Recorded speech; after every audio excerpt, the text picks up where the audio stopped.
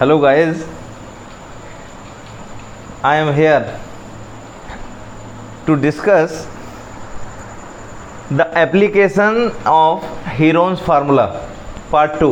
Means today I will explain the second exercise of this formula, because I have already explained the first exercise completely. So see it very carefully. One by one हम सारी problems जो हैं यहाँ discuss कर रहे हैं, ठीक है। तो एनसीईआरटी की पहली प्रॉब्लम क्या है उस पर फोकस करते हैं। एक प्रॉब्लम दे रखी है, उस प्रॉब्लम में जो क्वेश्चन है उसमें ज़रा गौर से समझना। ए बी सी डी कुछ लिखा है, देखो बुक में क्या लिखा है।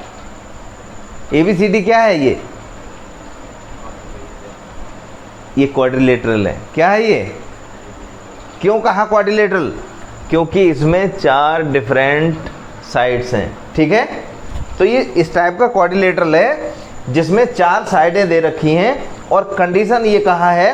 क्वेश्चन नंबर 1 की बात कर रहे हैं। Question number 1, in this question there is a quadrilateral ABCD A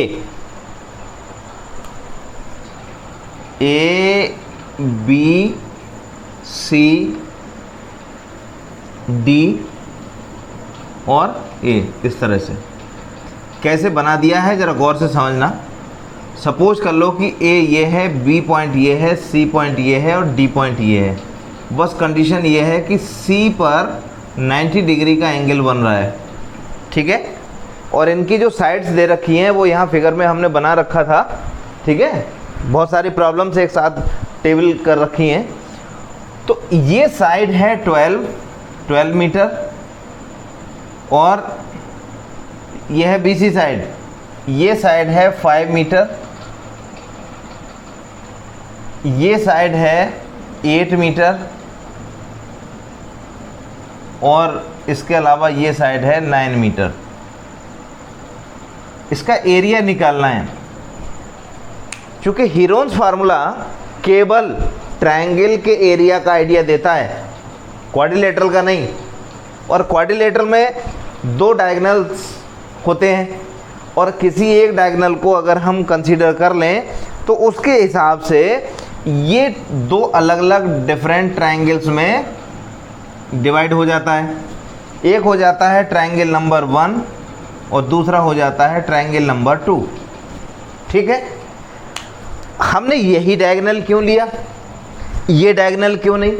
क्योंकि हमें एक और एडिशनल इंफॉर्मेशन दे रखी है। एंगल C की वैल्यू दे रखी है 90 डिग्री। अगर हम ये डायगोनल कंसीडर करते हैं तो क्या होगा कि ये 90 डिग्री का एंगल, इसके हिसाब से ये जो साइड होगी वो हाइपोटेन्यूज का काम करेगी और ये नीचे वाला जो ट्रायंगल नंबर 1 है ये राइट एंगल ट्रायंगल की तरह से हम इसको कंसीडर कर सकते हैं, ठीक है। और इसका एरिया बहुत इजीली कैलकुलेट किया जा सकता है। और साथ ही साथ क्या है कि हमको ज़रूरत पड़ेगी ऊपर वाला ट्रायंगल का एरिया कैलकुलेट करने के लिए इस साइड की, ठीक है। जब हम इस साइड की बात करेंगे तो ये जो साइड है इसको सॉल्व करके देखते हैं अभी कितनी आती है। एक्चुअली इसकी वैल्यू आएगी 13 मीटर। कैसे आएगी वो मैं अभी सॉल्व करके बताता हूँ, ठीक है। बहुत इजी है, ये टफ नहीं है कतई। जैसे राइट एंगल ट्रायंगल है, ये राइट एंगल ट्रायंगल में 90 डिग्री का एक एंगल होता है, बाकी 2 साइडें ऐसी होती हैं जो 90 डिग्री का एंगल बना रही होती हैं और इसके अपोजिट साइड जो होती है वो हाइपोटेन्यूज कहलाती है। एक पाइथागोरस थ्योरम है। क्या है? Pythagoras theorem. तो पाइथागोरस थ्योरम ये कहती है हाइपोटेन्यूज मीन्स, शॉर्ट में लिख रहा हूँ, हाइपोटेन्यूज का स्क्वायर इक्वल टू बेस का स्क्वायर और परपेंडिकुलर का स्क्वायर। ठीक, यहाँ के बेस पर हमें हाइपोटेन्यूज चाहिए। क्या चाहिए? हाइपोटेन्यूज, तो h निकालना है, दोनों साइड में रूट ले लें, तो यहाँ आ जाएगा बेस का स्क्वायर प्लस परपेंडिकुलर का स्क्वायर। यहाँ इसका बेस दे रखा है 12 और उसका करना है स्क्वायर, तो ये हो जाएगा 144। क्यों? क्योंकि 12 का स्क्वायर, 12 का स्क्वायर मीन्स होता है 12 इंटू 12। 12 की टेबल 12 तक पढ़नी है तो 12 का 12 से मल्टीप्लाई करके देख लीजिए, आ जाएगा 144 प्लस 5 का स्क्वायर, ये हो जाता है 25, ये हो गया 169, और 169 जो है वो 13 की स्क्वायर की वैल्यू होती है, इसलिए ये एच की वैल्यू 13 मीटर आ गया। ठीक है, इसका मतलब हमारे पास में ये सारी चीज़ें आ गई हैं। अब हमें एरिया निकालना है, तो एरिया निकालेंगे, सबसे पहला एरिया निकालेंगे, area of triangle, triangle number 1, area of triangle number 1 इसका। ठीक है, सपोज कर लो कि ये है A1, क्या है ये A1। A1 का मतलब हो गया कि इस वाले पार्ट का एरिया, इतने का पार्ट का एरिया, ये निकाला कैसे जाएगा, इसको सॉल्व कैसे करेंगे? चूंकि ये राइट एंगल ट्रायंगल है, तो राइट एंगल ट्रायंगल का एरिया हमको हीरोन्स फार्मूला की बजाय, अगर हम जो इसका बेस और परपेंडिकुलर के न्यूमेरिकल वैल्यूज़ के बेस पर एक फार्मूला होता है, half into base into perpendicular. ठीक है, परपेंडिकुलर इंटू बेस, तो यहाँ इसके बेस पर ये आ जाएगा हाफ इंटू बेस है 12 इंटू 5, 2 से ये 12 कैंसिल करेंगे तो 6 आ जाएगा, और 6 5 जा जो है ना, 6 5 जा 30, और ये हो जाएगा 30 मीटर स्क्वायर। A1 की वैल्यू आ गई 30 मीटर स्क्वायर। ठीक है, अब हमें निकालना है फर्दर एरिया ऑफ, क्या है ये, एरिया ऑफ ट्रायंगल नंबर 2। ये कौन से फार्मूले से सॉल्व करेंगे? हीरोन्स फार्मूला से। किससे? हीरोन्स फार्मूला से। फार्मूला लिख लिया हमने, अभी फार्मूला तो लिख लिया, लेकिन क्या है कि यार ये वैल्यू आपके पास दे रखी है सारी। यस, ABC दे रखा है, क्या दे रखा है? ABC दे रखा है, पर S minus A, S minus B, S minus C ये वैल्यूज़ हमको नहीं दे रखी हैं। बहुत सिंपल है, हमने कहा था कि S की वैल्यू कैलकुलेट करने का मतलब होता है A plus B plus C divided by 2, semi parameter. इनको सबको सम कर दीजिए। A का मतलब सपोज कर लीजिए ये वैल्यू A हो गई, इसको A मान लिया, इसको मान लिया हमने V, और इसको मान लिया हमने C। ठीक, तो A की वैल्यू हमने लिख दी 9 प्लस 8 प्लस 13 डिवाइडेड बाई 2। अब देख लीजिए, सम करना है, सिंपल सम। क्या आएगा रिजल्ट यहाँ पर? देखिए ये 22 आ गया और ये आ गया 8, तो ये हो गया 30 डिवाइडेड बाई 2 मीन्स 15। S की वैल्यू 15 आ गई, और ये मीटर में है। किस में है ये? मीटर में। S माइनस A निकाल लीजिए। S से मतलब है 15 में से 9 को माइनस करना है। 15 माइनस 9 6 हो गया, ये 6 आ गया।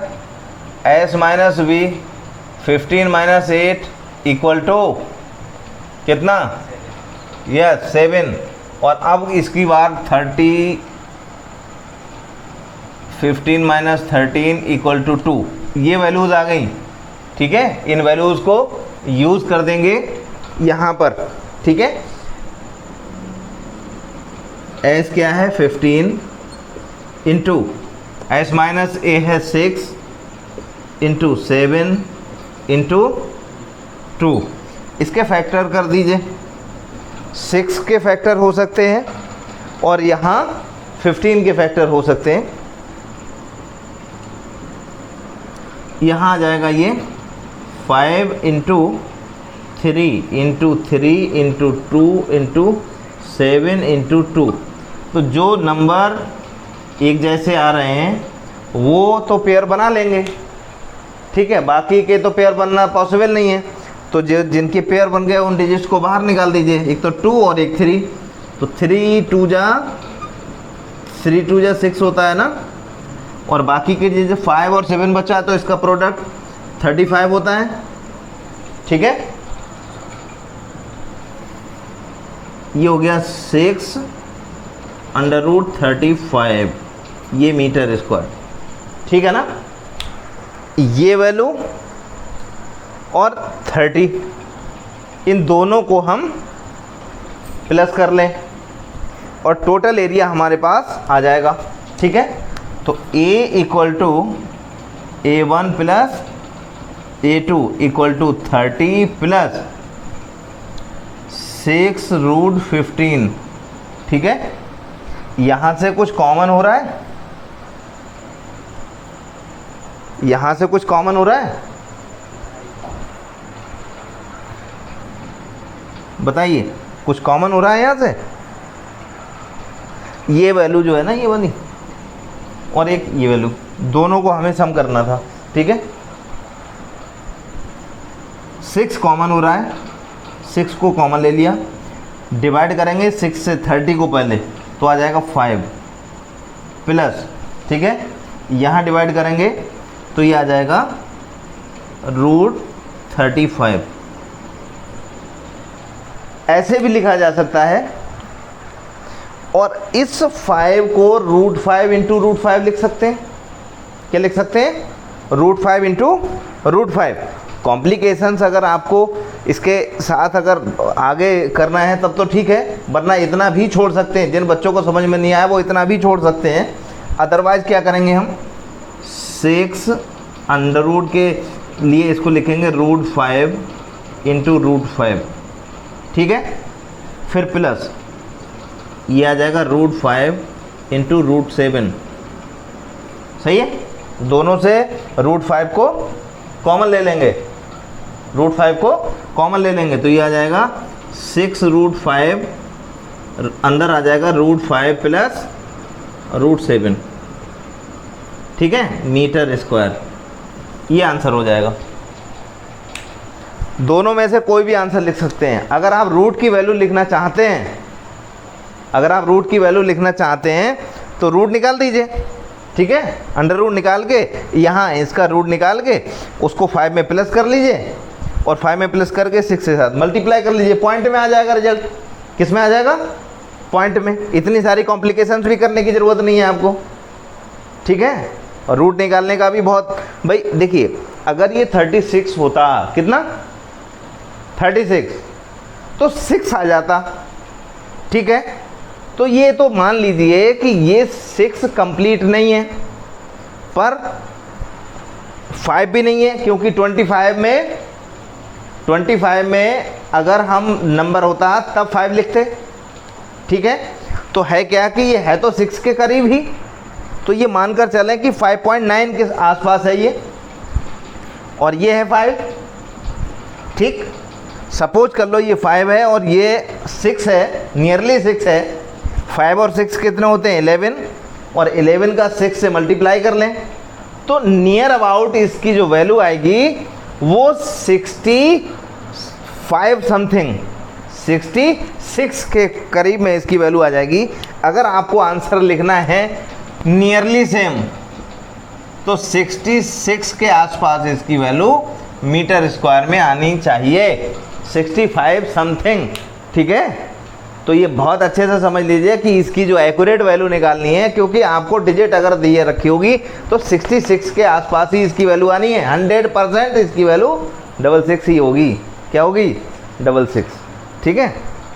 ओके, अब आते हैं सेकंड क्वेश्चन पर। सेकंड क्वेश्चन इसका क्या है, वो इससे भी जी है, ठीक है।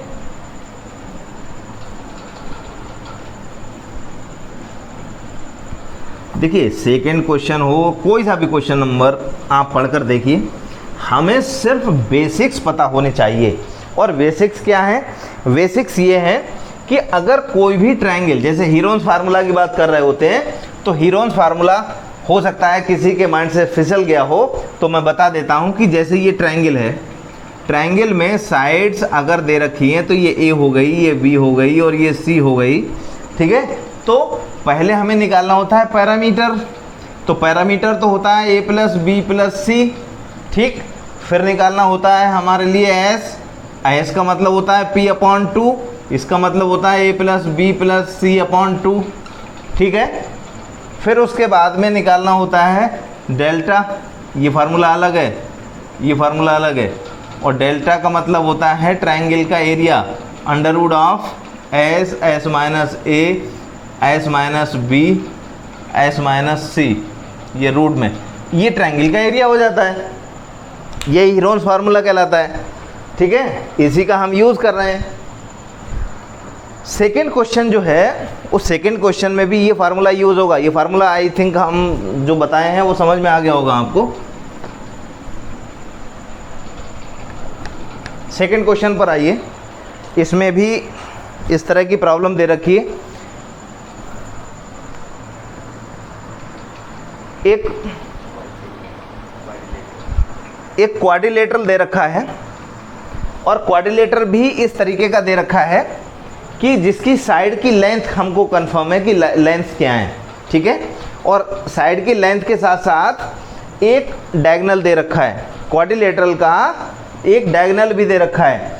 तो क्वाड्रिलेटरल हमको इस तरीके से बनाना होगा। थोड़ा सा क्वेश्चन नंबर 2 है, ये एनसीईआरटी की बुक का क्वेश्चन नंबर 2, 12.2 एक्सरसाइज जो है उसका, ठीक है। तो सपोज कर लीजिए कि ए बी, बी सी, ठीक है, और सी डी, ये डी ए, ठीक, और ये रहा ए डी, और सॉरी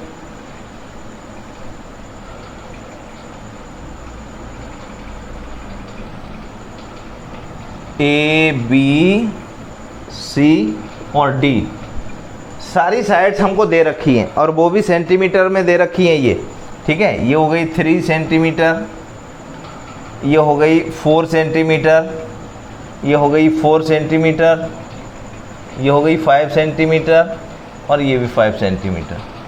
तो 2 ट्रायंगल ऑलरेडी दे रखे हैं। नंबर 1 ट्रायंगल ये हो गया, नंबर 2 ट्रायंगल ये हो गया। इसका एरिया अलग से निकाल लेंगे हम, और इसका एरिया अलग से निकाल लेंगे। दोनों एरियाज़ को हम सॉल्व कर देंगे, दोनों एरियाज़ को सम कर देंगे। सॉल्व करके then you will find the result, ठीक है। तो आप चाहें तो ईजिली भी इसे सॉल्व कर सकते हैं, या बताइए हमको सॉल्व करके बताना हो तो ठीक है, नहीं तो मैं समझता हूँ इस ट्रायंगल में ए बी और सी की वैल्यू दे रखी है, ठीक है। तो आप क्या करेंगे, ए बी और सी का सम निकालेंगे, फिर हाफ निकाल के, ठीक है, पैरामीटर का हाफ निकाल लेंगे। फिर एस आ गया, S minus A, S minus B, S minus C निकाल के अंडर रूट करके इसका रिजल्ट आ जाएगा, that is called A1। Similarly इसके लिए जब बात करेंगे तो ए बी सी 3 डिफरेंट साइडें यहाँ भी दे रखी हैं, ठीक है। तो ए बी सी के अकॉर्डिंग इसका भी आप ट्रायंगल का एरिया कैलकुलेट कर सकते हैं, ठीक है। तो A1 और A2 की वैल्यू दोनों को सम कर देंगे तो ये क्वाड्रिलेटरल का एरिया आ जाएगा, ठीक है। तो ये इजी है, बहुत इजी है, तो ये आपको खुद ही करना है।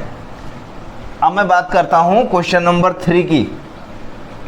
क्वेश्चन नंबर 3 जो है, इसका फिगर थोड़ा सा अच्छा है। एक बच्चे ने एरोप्लेन बनाया है। क्या बनाया है? एरोप्लेन बनाया है। तो जो पेपर है उसका एरिया निकालना है, और बड़ा सिंपल सा है कि एरिया कैसे निकालना है। मैं थोड़ा फिगर को बड़ा करके बना देता हूँ, ठीक है, आपको अच्छे से समझ में आ जाएगा।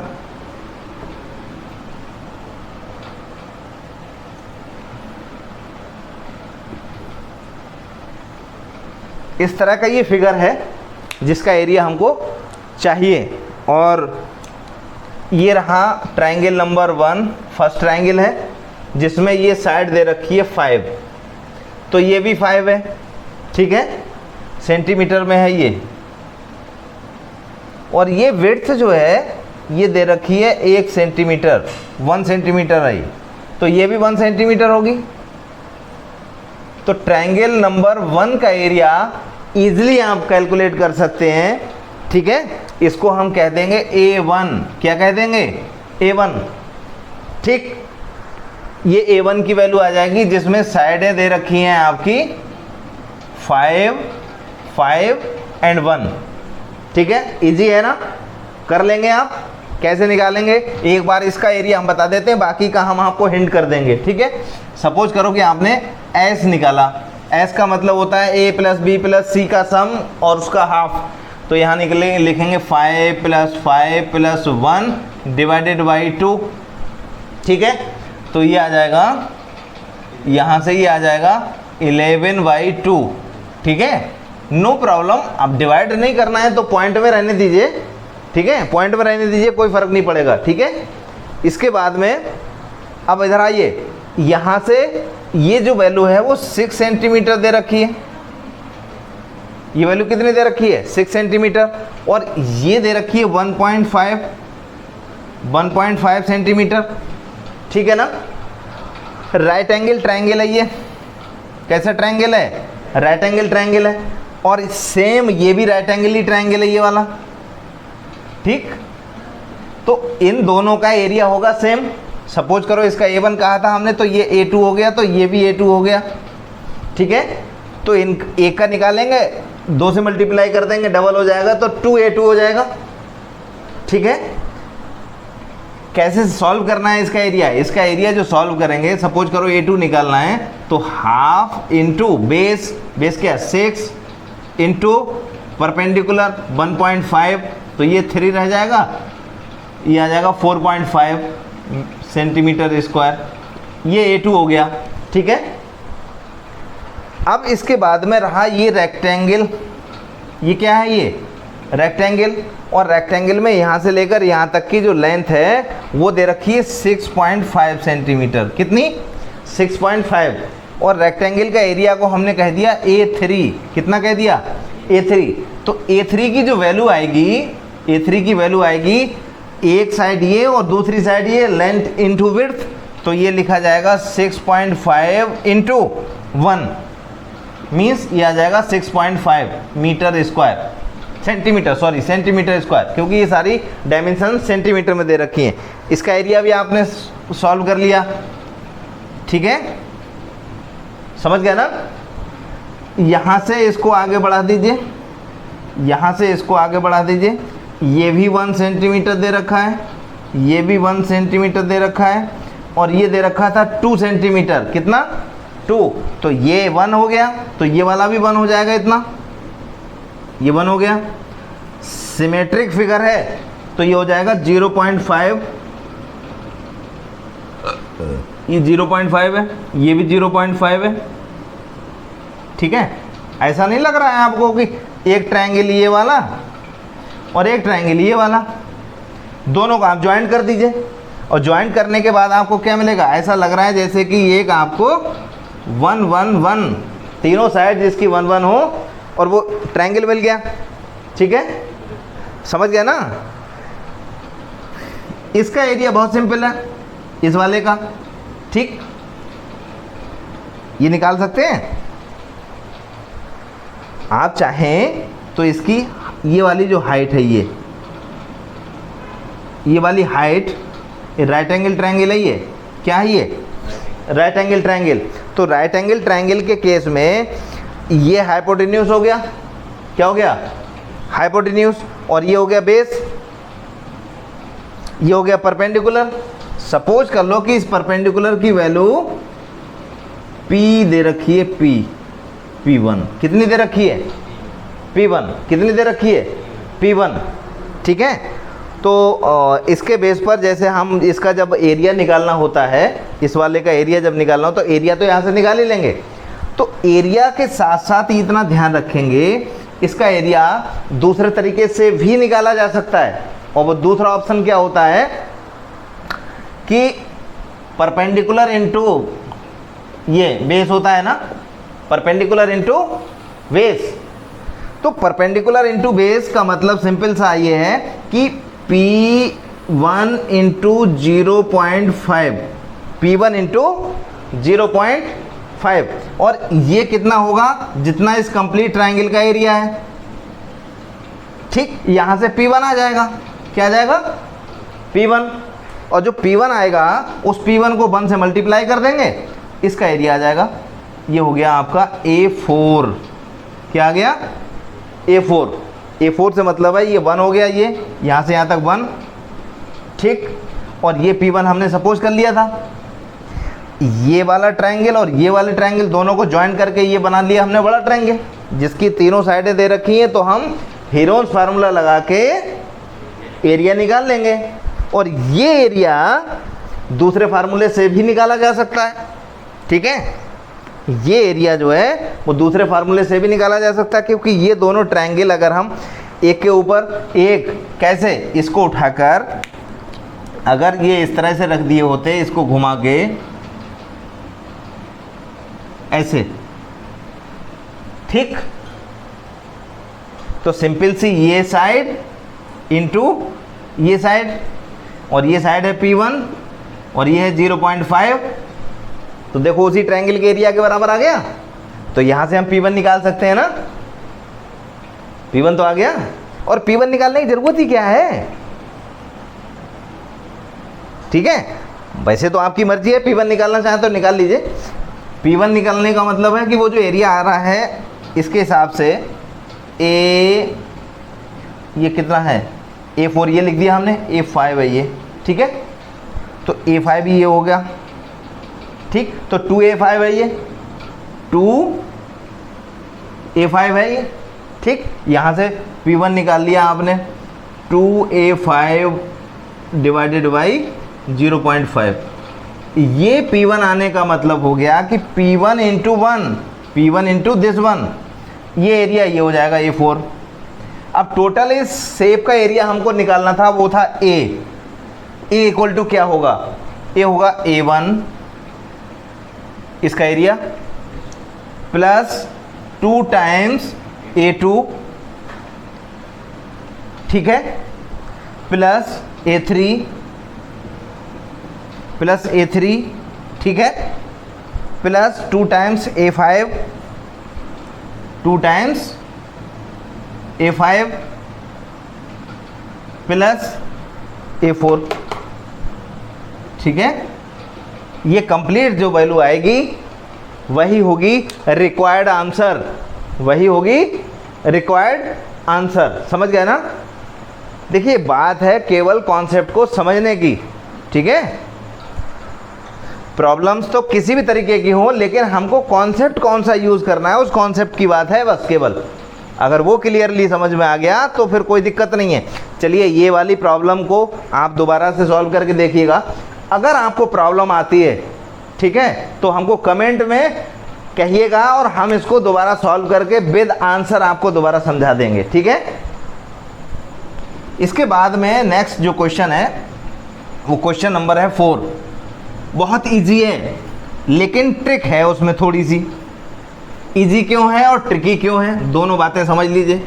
कहते हैं कि एक ट्रायंगल दे रखा है, ट्रायंगल गिवन है, ट्रायंगल गिवन है और पैरेललोग्राम की बात की गई है।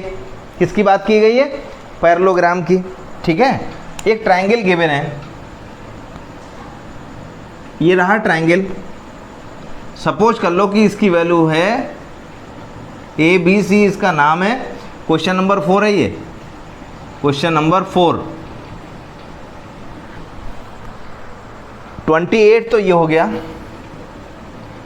26 सपोज कर लो ये हो गया, 30 ये दे रखा है और ये जो वैल्यू दे रखी है वो सारी की सारी वैल्यू सपोज करो सेंटीमीटर में दे रखी है। किस में दे रखी है? सेंटीमीटर में, ठीक है। अभी बस इसको समझ लीजिए। पहले आप एरिया निकाल लेंगे। इसका एरिया कैसे निकालेंगे? सपोज कर लो आपने निकाला S, क्या निकाला? S का मतलब हो गया कि इन सब का सम करेंगे आप, ठीक है। क्या करेंगे? सम। तो 30 प्लस 28 प्लस 26 डिवाइडेड बाई 2, ठीक है। और ये आ गया 4, ठीक है। और यहाँ सम करेंगे तो आ जाएगा ये 84 डिवाइडेड बाई 2, तो ये आ जाएगा 42 सेंटीमीटर आ गया S। अब निकालेंगे आप s माइनस ए, तो ये आ जाएगा 42 माइनस ए की वैल्यू सपोज कर लो ये है, ठीक है, तो आपने निकाल लिया 26 को माइनस कर दिया। इसी तरीके से s माइनस बी निकाल लीजिए, ये आ जाएगा 42 माइनस 20, ये भी है, ये भी मान लिया आपने 28।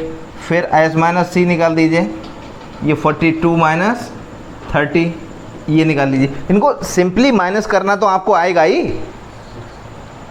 यहाँ कितना आएगा 16, यहाँ बताइए, यहाँ आ गया 14, यहाँ बताइए 12, ठीक है। ये वैल्यूज सारी लगाकर, ये सारी वैल्यूज लगाकर आप निकाल देंगे एरिया। क्या निकाल देंगे? एरिया।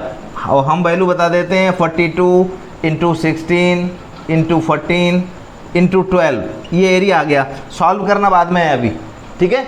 ये आ गया सेंटीमीटर स्क्वायर में,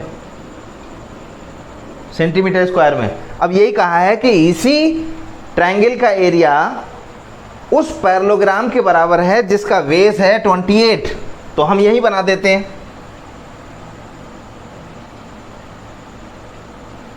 ठीक है। और पूछा क्या है? पूछा है कि उसकी हाइट क्या होगी। सपोज कर लो कि उसकी हाइट है h, क्या निकालना है? हाइट h है। तो पैरेललोग्राम का जो एरिया होता है वो बहुत सिंपल से तरीके से निकाला जाता है, बेस इनटू हाइट।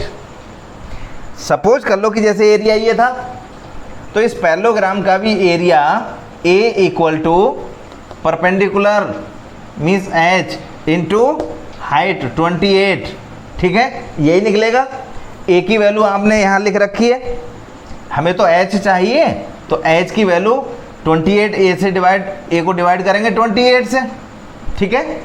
A की वैल्यू ये रखी है, तो A की वैल्यू ऊपर लिखकर ये सॉल्व कर देंगे। 42 into 16 into 14 into 12 divided by 28, ये आप सॉल्व कर लेंगे और ये सेंटीमीटर में रिजल्ट आ जाएगा, ठीक है। क्योंकि सॉल्व करना आपको आना चाहिए, क्योंकि सारी चीज़ें अगर हम बता देंगे तो फिर आप सॉल्व करना बंद कर देंगे, ठीक है। ना आए तो हमें बताइए, ठीक है, बहुत इजी है। फैक्टर कर लीजिए, इसके फैक्टर करके और पेयर बनाकर, पेयर से एक एक टर्म हाफ बाहर निकलेगी और फिर उसके बाद इसके भी फैक्टर करके कैंसिल कर दीजिएगा, रिजल्ट आ जाएगा, ठीक है। आंसर 12 की फॉर्म में आएगा।